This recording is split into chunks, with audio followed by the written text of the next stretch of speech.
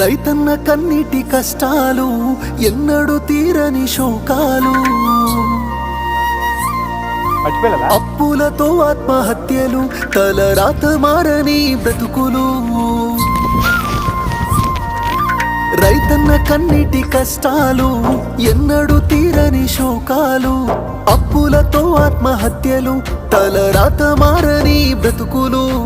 నష్టాన్ని కష్టాన్ని భరించి రైతన్న, అవమానమాకలి ఎదిరించి రైతన్న మన కోసమే కష్టపడతాడు, మన కడుపులని నింపుతాడు.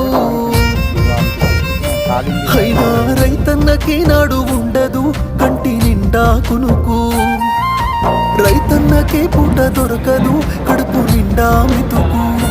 అయ్యో రైతన్నకే నాడు